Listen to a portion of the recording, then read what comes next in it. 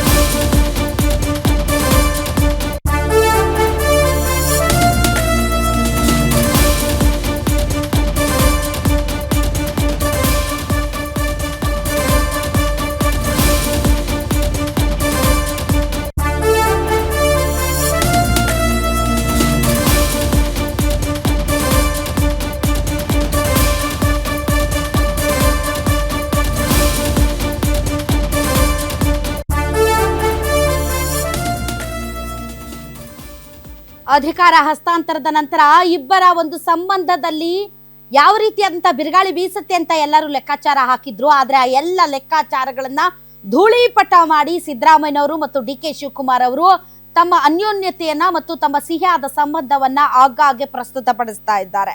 ಸಿದ್ದರಾಮಯ್ಯನವರು ರಾಜೀನಾಮೆ ಕೊಡುವಂತಹ ಸಂದರ್ಭದಲ್ಲಿ ಪಕ್ಕದಲ್ಲಿ ಡಿ.ಕೆ. ಶಿವಕುಮಾರ್ ಅವರನ್ನ ಕೂರಿಸಿಕೊಂಡು ನಗನಗತಾ ಮಾತಾಡ್ತಾ ತನ್ನ ಅಧಿಕಾರ ಹಸ್ತಾಂತರದ ಬಗ್ಗೆ ಮಾತಾಡಿದಾಗ ಇದು ಒಗ್ಗಟ್ಟು ಅಂತ ಎಲ್ಲ ಪಕ್ಷಗಳು ನಿಬ್ಬೆರಗಾಗುವಂತೆ ಮಾಡ್ತು.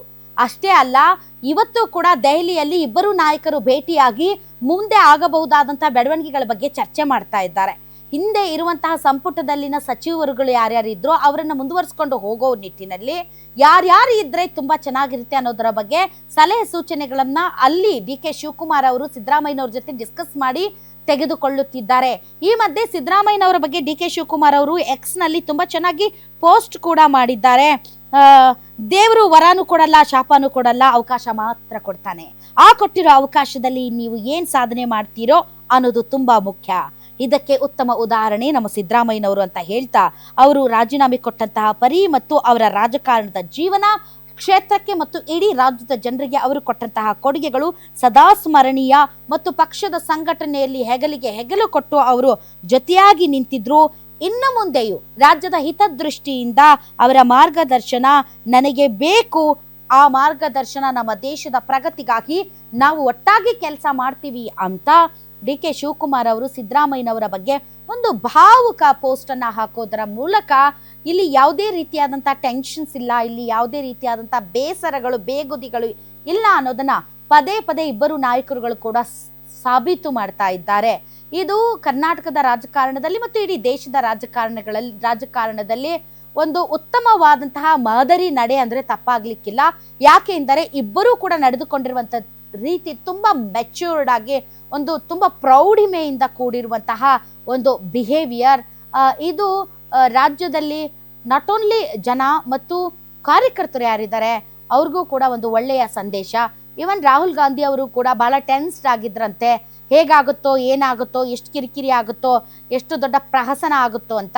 ಬಟ್ ಸಿದ್ದರಾಮಯ್ಯನವರು ಇದನ್ನ ನಡೆಸಿಕೊಟ್ಟಂತಹ ರೀತಿಗೆ ಸಿದ್ದರಾಮಯ್ಯನವರ ಬಗ್ಗೆ ಇನ್ನಷ್ಟು ಗೌರವ ಹೆಚ್ಚಾಗಿದೆ.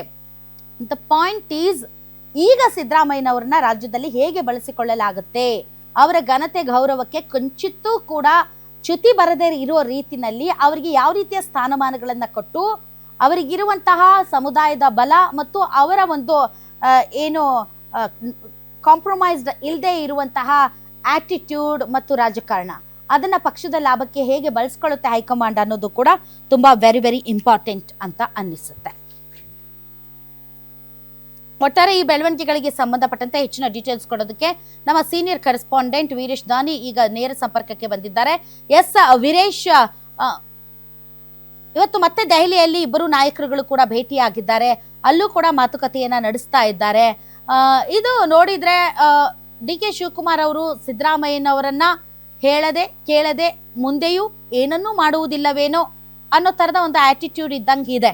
ಸೊ ಇದು ಒಳ್ಳೆಯ ಬೆಳವಣಿಗೆನಾ, ಅಥವಾ ಸಿದ್ದರಾಮಯ್ಯನವರಿಂದ ಮುಂದಿನ ದಿನಗಳಲ್ಲಿ ಡಿ ಕೆ ಶಿವಕುಮಾರ್ ಅವರಿಗೆ ಯಾವುದೇ ರೀತಿಯಾದಂತಹ ಒತ್ತಡ ಅಥವಾ ಆಗಾಗ್ಗೆ ಹಸ್ತಕ್ಷೇಪ ಆ ಥರದ ನಿರೀಕ್ಷೆ ಇಟ್ಕೊಳ್ಬಹುದಾ, ಅಥವಾ ಇದು ಕೇವಲ ಬಿಗಿನಿಂಗ್ ಅಲ್ಲಿ ನಡೆಸಬಹುದಾದಂಥ ಕಣ್ಣೊರೆಸೋ ತಂತ್ರನ, ಹೇಗೆ ಇದನ್ನ ವಿಶ್ಲೇಷಿಸ್ತೀರಿ?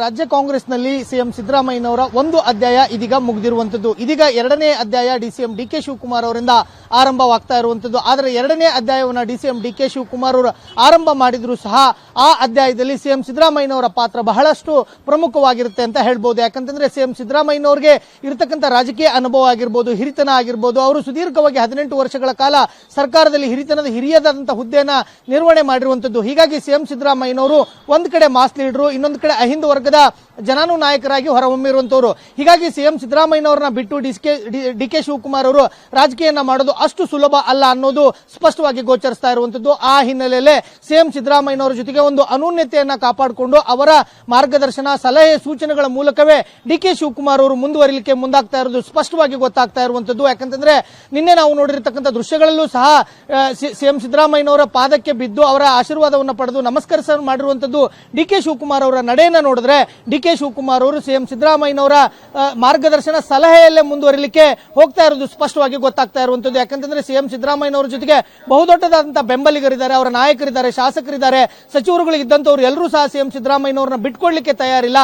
ಹೀಗಾಗಿ ಡಿ ಕೆ ಶಿವಕುಮಾರ್ ಅವರು ಸಿಎಂ ಸಿದ್ದರಾಮಯ್ಯನವರ ಜೊತೆಗಿದ್ದಂತವ್ರನ್ನ ಮತ್ತು ಸಿಎಂ ಸಿದ್ದರಾಮಯ್ಯನವರನ್ನ ಗೌರವಯುತವಾಗಿ ನಡೆಸಿಕೊಂಡು ಮುಂದಿನ ದಿನಗಳಲ್ಲಿ ರಾಜಕಾರಣವನ್ನ ಮಾಡಲಿಕ್ಕೆ ಹೋಗ್ತಾ ಇರೋದು ಸ್ಪಷ್ಟವಾಗಿ ಗೊತ್ತಾಗ್ತಾ ಇರುವಂತದ್ದು. ರಾಧಾ, ಥ್ಯಾಂಕ್ ಯು ವೀರೇಶ್, ನಿಮ್ಮ ಈ ಎಲ್ಲ ಮಾಹಿತಿ